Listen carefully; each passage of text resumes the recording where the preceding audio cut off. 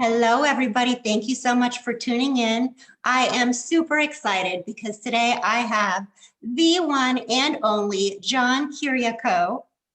No, John Kiriakou. Is that correct? Kiriakou.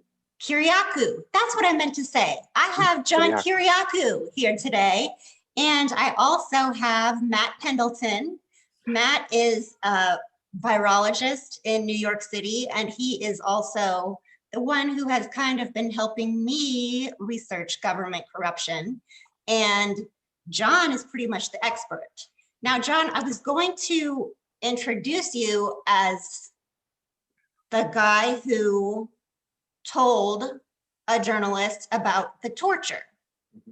But then I printed your indictment, and if the allegations are true, it just says that you wrote a book, and in that book you talked about the torture program, which had already been disclosed by the New York Times, and then you stated that it was false. No. Now, tell us the story. The story starts in 2002. I was the chief of counterterrorism operations in Pakistan for the CIA after 9/11, January of 2002. And in that job, I led a series of raids that resulted in the capture of Abu Zubaydah, who we believed at the time was the #3 in Al-Qaeda. We sent Abu Zubaydah to a secret prison. And then in May of 2002, I returned to CIA headquarters. When I got there, I was in the cafeteria one day, and a colleague walked up to me and said very casually, "Hey, I'm glad I ran into you. Would you like to be trained in the use of enhanced interrogation techniques?" And I had never heard that term before. So I asked him what it meant. And he said very excitedly, "We're going to start getting rough with these guys." And I said, "Well, what's that mean?"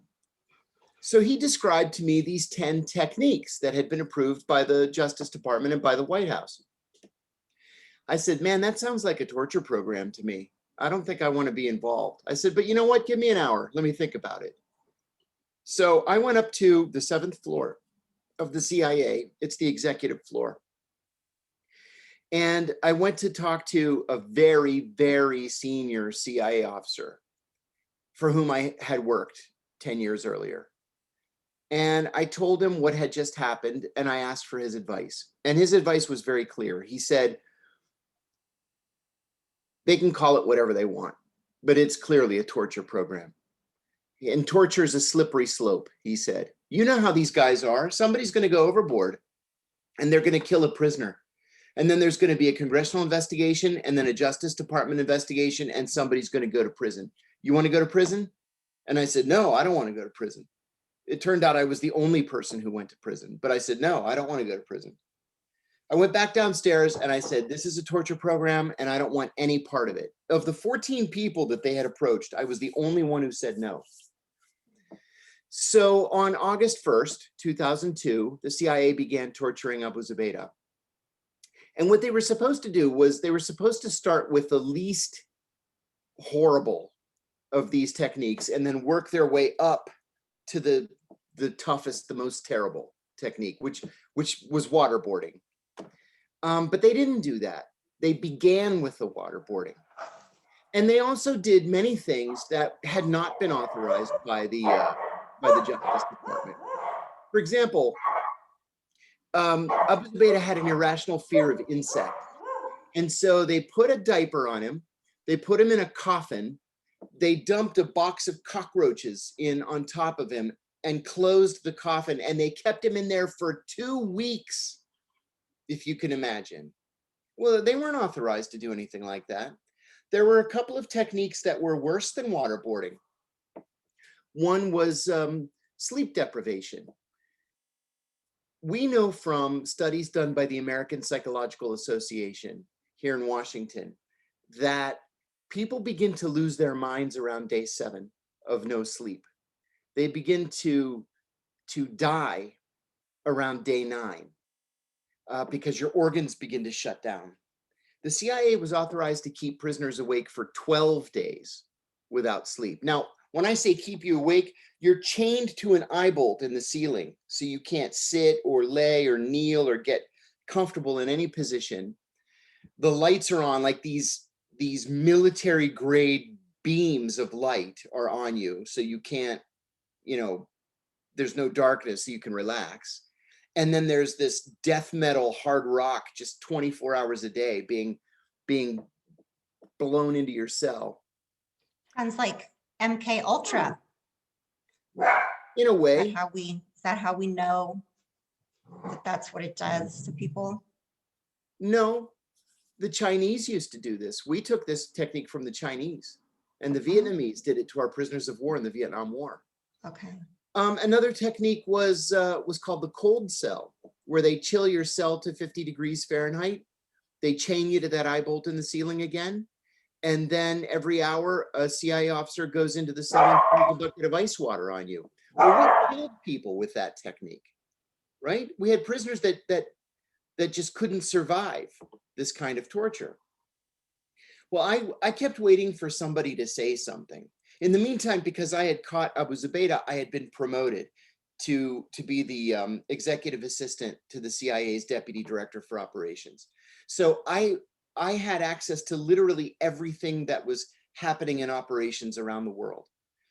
And I kept waiting for somebody to say something because this was so patently illegal to me. I just couldn't imagine how it was going on. In 2004, I resigned from the CIA and I went into the private sector, still waiting for somebody to say something. And then finally in December of 2007, Brian Ross from ABC News called me and said that he had a source who said that I had tortured Abu Zubaydah. I said that was absolutely untrue. I was the only person who was kind to Abu Zubaydah. You can ask Abu Zubaydah. I said, I never laid a hand on him or on any other prisoner ever. I said, your source is either mistaken or he's lying. And he said, and I didn't know this was an old reporter's trick because I had never spoken to a reporter before. But he said, well, you're welcome to come on the show and defend yourself. So I said, I'll think about it. In the meantime, that week, President Bush gave a press conference in which he looked right in the camera and he said, we do not torture like that. I was watching the press conference with my wife, who was also a senior CIA officer. And I said to her, he is a bald-faced liar. He's looking the American people in the eye and he's just lying to us. Mm-hmm. And then a few days later, he was walking from the South Portico to the helicopter to go to Camp David, and a reporter shouted a question, and he turned and he said, well, if there is torture, it's the result of a rogue CIA officer.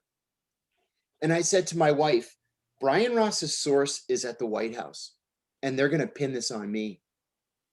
So I called Brian Ross and I said, I'll give you your interview. And I decided that no matter what he asked me, I would tell the truth. So I did the interview about a week later, and I said three things. I said that the CIA was torturing its prisoners. I said that torture was official US government policy. It was not the result of a rogue. And I said that the policy had been personally approved by the president himself. Well, the next day, the CIA filed something called a crimes report against me with the FBI, saying that I had disclosed classified information. The FBI investigated me from December of 2007 to December of 2008, and then sent my attorneys what's called a declination letter, declining to prosecute me, because they said that I had not revealed classified information. 3 weeks later, Barack Obama is inaugurated as president, and he names John Brennan counterterrorism czar and deputy national security advisor. John and I have hated each other since the 80s. So what I did not know was that John Brennan asked the Justice Department to secretly reopen the case against me. And for the next 3 years, I had no idea that my phones were tapped, my emails were being intercepted, there were teams of FBI agents following me around. And then in January of 2012, I was arrested and charged with 5 felonies, including 3 counts of espionage. coming out of that ABC News interview and a subsequent interview I did with the New York Times. I hadn't committed espionage, of course, and eventually those charges were dropped. But I ended up having to take a plea to violating the Intelligence Identities Protection Act of 1982 because I had confirmed the last name of a former colleague to a reporter who never made the name public. Was that one of the 5 counts, or did they? It was, okay. Yep. Wow. Yep. So you were baited. Oh boy, was I. Now, at the same time that this was happening, 2 other cases were going on. There was a former CIA case officer in Bethesda, Maryland, who had revealed the names of 7 covert operatives on his website because he was disgruntled. And at the same time, on the day of my sentencing, the CIA director, General Petraeus, revealed the names of 10 covert operatives to his adulterous girlfriend in order to impress her, and then lied to the FBI about doing it. Petraeus was charged with a misdemeanor, and he got 11 months of unsupervised release. Mm-hmm. And the guy in Bethesda, Maryland was never charged with a crime. And I said to my attorneys, I said, why did they come down on me like a ton of bricks? But then this guy reveals 7 names on the internet for everybody to see, and they don't even charge him. And my head lawyer said, because he didn't blow the whistle on the torture program. It was all because I had aired the agency's dirty laundry in public, and I called them on a lie. Mm-hmm. You know, 6 weeks before I left prison, John McCain got up on the floor of the US Senate upon passage of the McCain-Feinstein Amendment and said that had I not said anything to Brian Ross, the American people would never have known the crimes that their government was committing in their name. Mm-hmm. So it was worth it. I'm not afraid of John Brennan. I'm not afraid of these clowns at the FBI. It was totally worth it.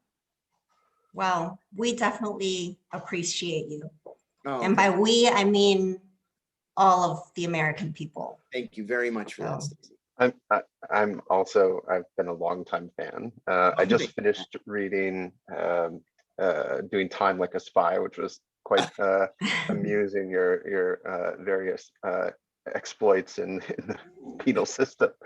And I've found you to be a very insightful source of information about the sausage making that goes on.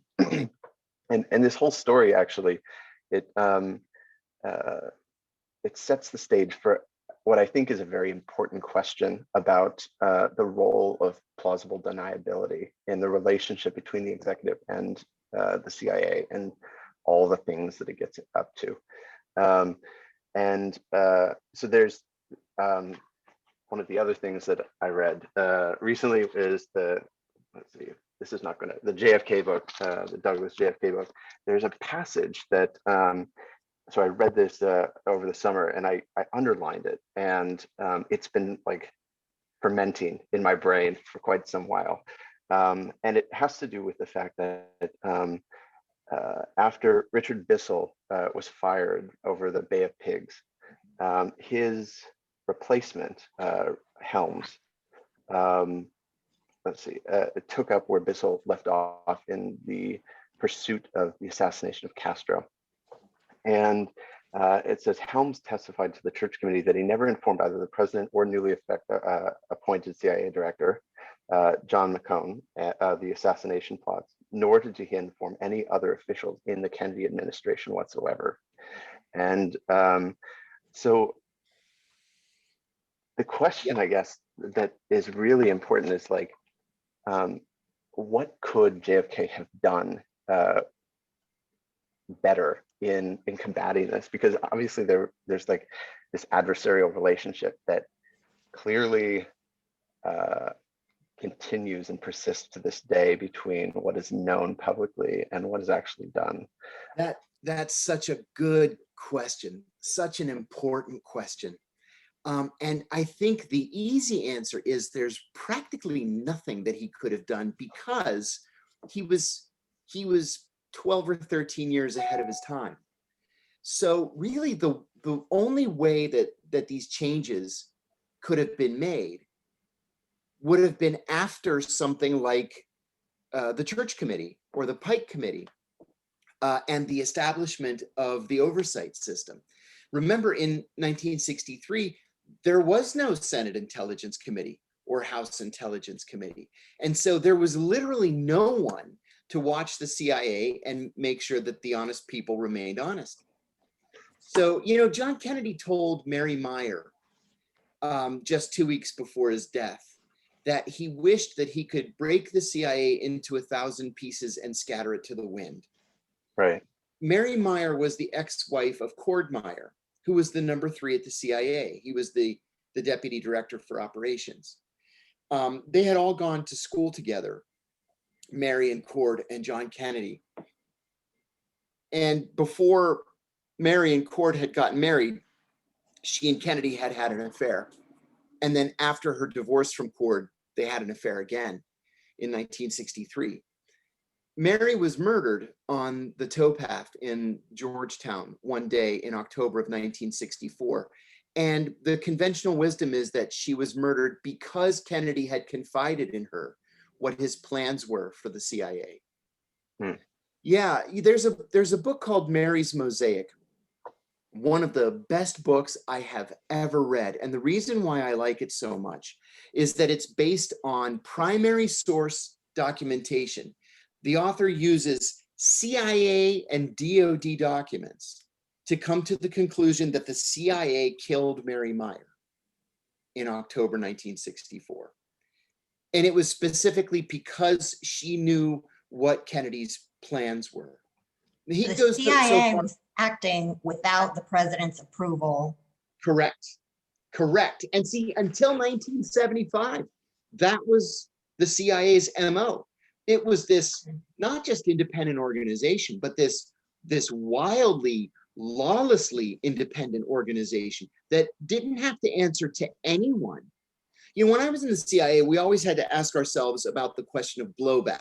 If we initiated an operation and it went bad, what would the blowback be? And would that level of blowback be acceptable, you know, as a loss?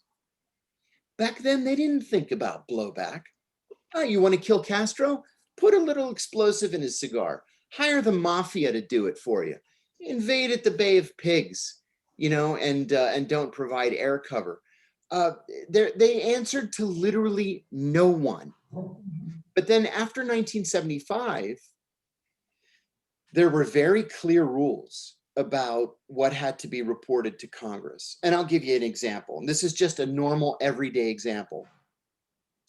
I had recruited a guy overseas who was a very bad man, right? He was a heroin addict. He was a murderer. He was a terrorist. And he agreed to my pitch for the money.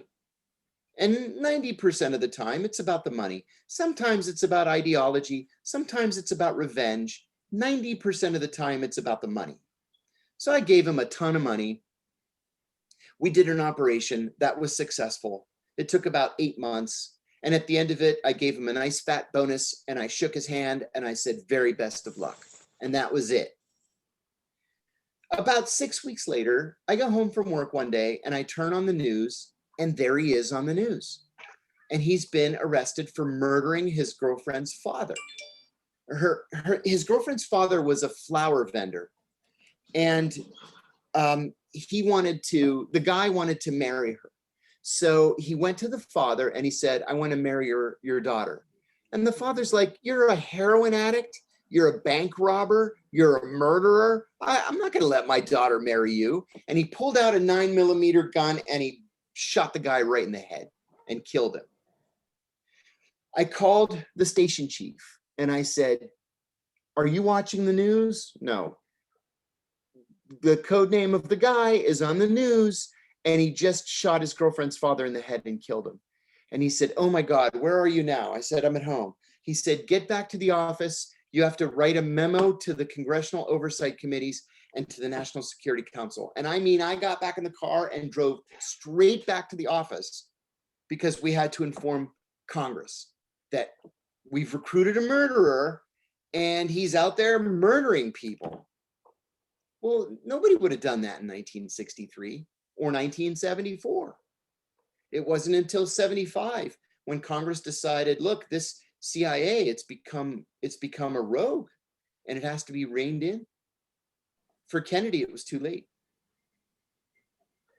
So in the context of that sort of additional oversight that's grown up, like there was an interview last night with Kim Iverson, and she had mentioned the fact that the current state of the US looks very much like the very, very early sort of disarrangement that you see in Middle Eastern countries when the US is trying to undermine them, where you have factional fighting in the streets and sort of chaotic situations. Let's see, what does she say? Burning of court buildings, which is what happened in Portland, an attempted court building, tribal sectarian violence, and the extremist groups that are recruiting discontented people, which the US has no shortage of, given the current context. So is there, do you suspect that there's a problem that there is a CIA component to all of this that is operating domestically? No, I don't think so. Or is this all organic? I do think it's organic. And I think this is a problem that the FBI has ignored for far too long. You know, this is another problem with the FBI. And I'm not saying this just because I'm former CIA and we naturally hate the FBI, although we do. And you can tell from my second book, Doing Time Like a Spy, I hate the FBI. Yeah. I hate them. They ruin people's lives for no good reason. But they were so wrapped around the axle, looking at left-wing groups, looking at Black groups, wasting their time with, you know, money laundering and silliness that the Treasury Department should have been focused on, that they didn't pay attention to these right-wing groups and right-wing militias. And then when they finally came out with a paper at the tail end of the Obama administration saying that the real threat to stability in the country is right-wing extremist groups, it was too late. Those extremist groups were already established. You know, there are hundreds of militias, especially in the Midwest and the Western states, that just operate freely. You know, they're out there in the woods or the mountains having target practice and doing training exercises and all kinds of stuff that you know should have been addressed 2 decades ago. And another thing too, and I hate to say this, but I think that Donald Trump bears some responsibility for accelerating this. I really do. It's as though he either didn't understand or didn't care that this mantra of you know the media and the government wronging him and stealing the election from him, and you can't trust the mainstream media, and everything that he disagrees with is fake news, and he won by a landslide, but it was stolen from him. There's real damage that results from these lies that he perpetuated. And I think that the FBI was just unequipped or ill-equipped to address it. I think they've really dropped the ball, really dropped the ball. And, you know, don't forget too, and I caution people all the time about this. The CIA's job is actually very simple. It's to recruit spies to steal secrets, period. And then the analysts analyze those secrets to provide the best informed analysis as possible to policymakers. They work almost solely overseas. Now, there is a domestic division that collects intelligence from American businessmen who have returned from denied areas. They've been doing that since the 80s. Totally legit, totally on the record. But everything really is done overseas.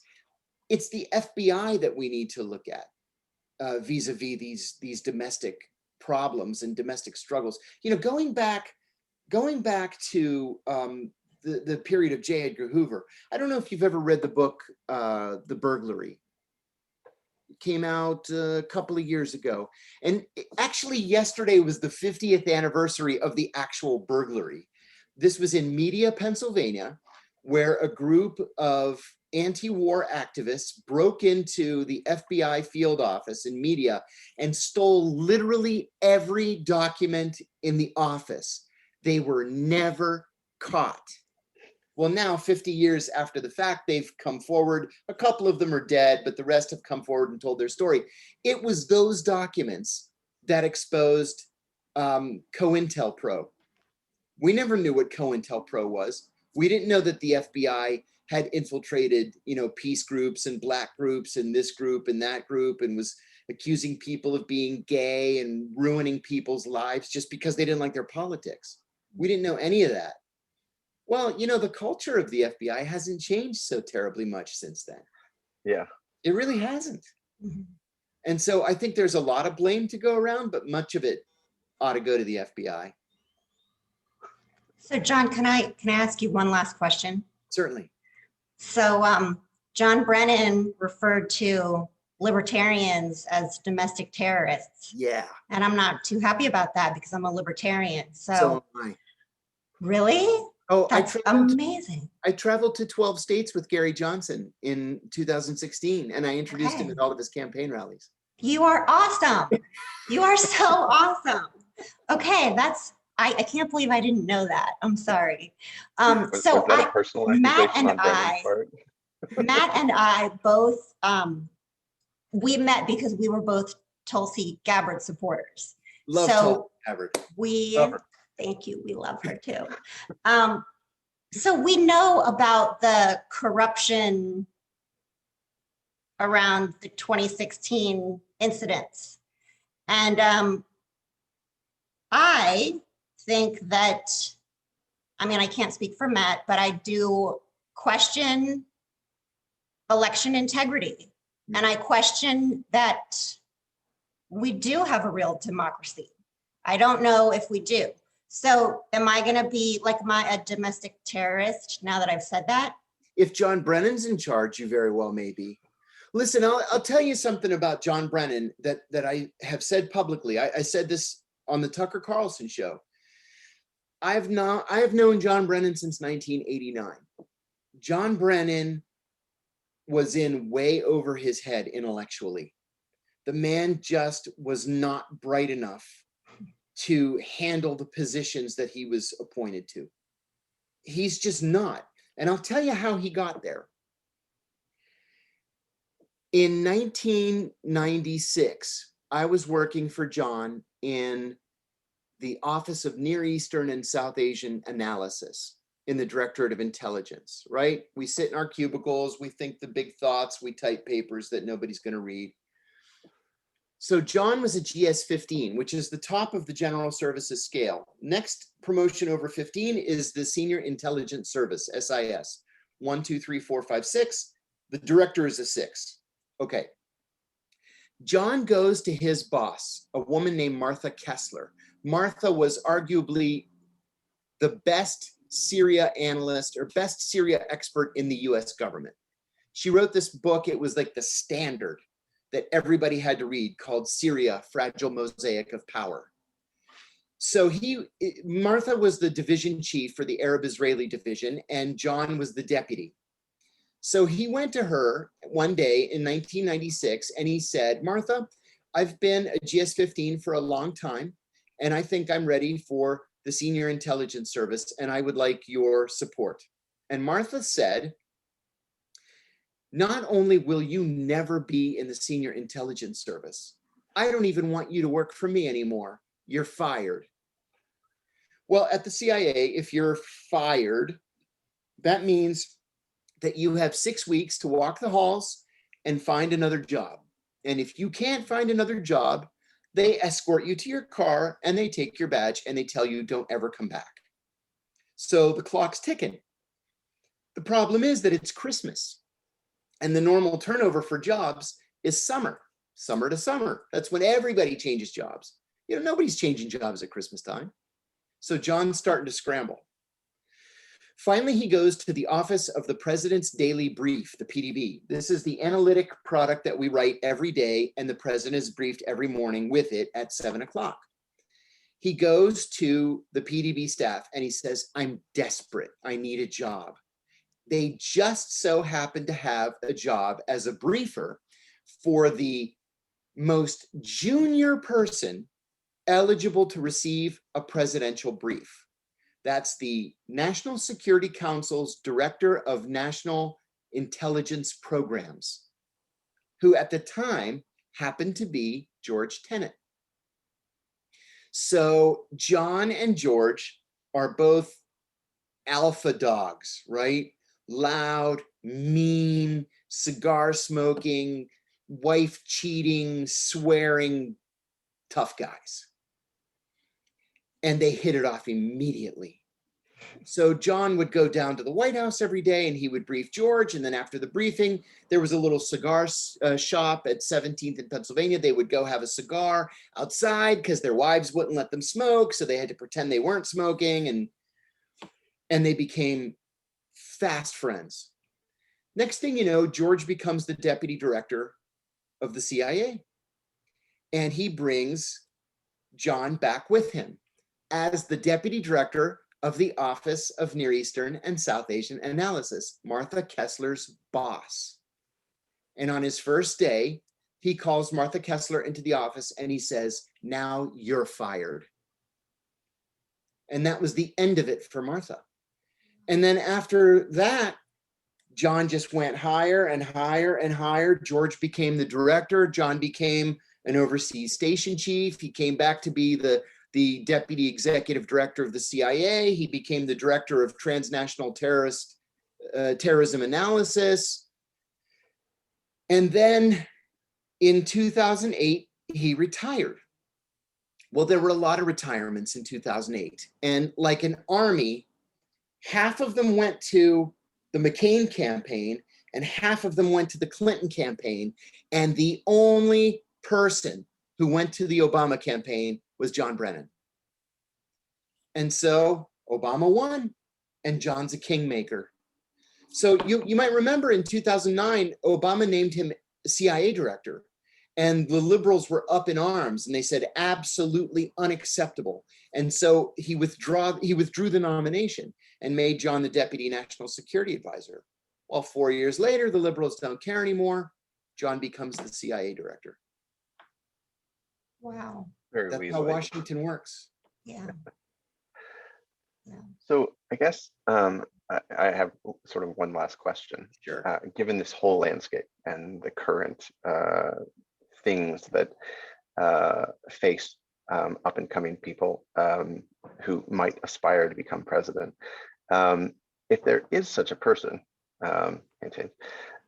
who would want to fix a lot of these problems, the lack of oversight that still exists. I mean, even in spite of the reforms, you still have things like the 2018 hack of Congress, and I realize it's not restricted only to the CIA, obviously. So there's also the situation where the Joint Chiefs lied to Trump about troop deployments in order to keep. So it's like it is a very broad problem.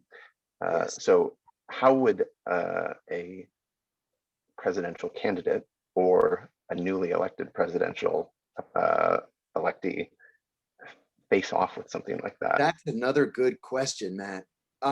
There's no easy answer to it.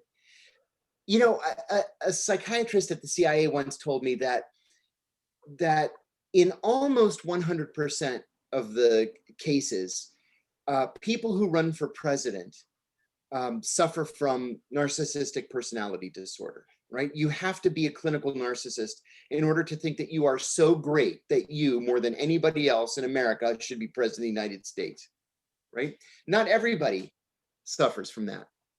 And I remember him telling me Tulsi Gabbard did not, Bernie Sanders did not, John Huntsman did not.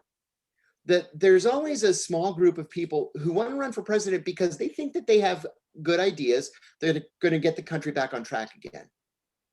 And what we need really is, when we have a newly elected president, to surround himself with people who want to get the country back on track. You know, you look back, for example, at the Kennedy administration, talk about the best and the brightest. You know, it was like, even in retrospect, it's amazing that he could have put together a team as strong as he did. You know, everybody from McGeorge Bundy to Ted Kennedy to, Bobby Kennedy to Kenny O'Donnell. It was incredible. And we really haven't seen teams like that again, except maybe with George H.W. Bush. Because Bush was a creature of Washington. And so, you know, he had been here so long, he knew how the city ran. And so he really did appoint the best and the brightest, maybe not the nicest people in the world, you know, Don Regan, for example. But they were certainly the best and the brightest. And I think that's what we need again. We need somebody to draw on, not the political hacks who necessarily helped him get elected, but on the smartest, toughest, strongest people with foreign policy experience, with defense policy and national security policy experience. People like James Baker, who are not going to be afraid to sit across the table from Tariq Aziz and Barzan Takriti and say, get out of Kuwait, you have 48 hours to do it, and then mean it. But we haven't had anybody like that in a generation. There hasn't been anybody. Man, Bill Clinton, who couldn't make up his mind what to do with Iraq. And, we bomb some days and don't bomb other days and have a no-fly zone. Then we pretend we don't have a no-fly zone. Then there are 2 no-fly zones. And it's like, make a decision already. So I think that it's got to be a perfect storm that finally comes together, where you have a president that is elected not because he's a narcissist or she is a narcissist, but because he or she wants to do the right thing and get the country back on track again. And then is smart enough to surround himself or herself with the right people. We just haven't seen that in a long time. Yeah. She really is. She's great. Smart enough. Yes. Yeah. John, thank you so much. Let us know where we can find you. Thanks. Sure. About your Sputnik channel. Right. I'm on Facebook and Twitter at John Kiriakou, johnkiriakou.com. And I've got a show on Sputnik Monday through Friday, 4 to 6 on SputnikNews.com. It's also on all the platforms, iTunes, iHeartRadio, Spreaker, Spotify, the usual places. Was that dropped from, so for some reason back in September, I was like a religious listener, and it was dropped off of a number of, I couldn't find it for some reason. Yeah, that was Loud and Clear with Brian Becker. That was my previous show. I resigned on the 1st of September to take a job in the private sector, and it was just coincidentally the same day that the contract ended for my colleagues, and they got into a contract dispute, and so they ended up just canceling the show. And so don't broadcast this part. Are you serious? I'll pause. Yeah, pause. And there you have it, everybody. John Kiriakou. Thank you so much for being with us today. Thanks for having me. We'll see you next time.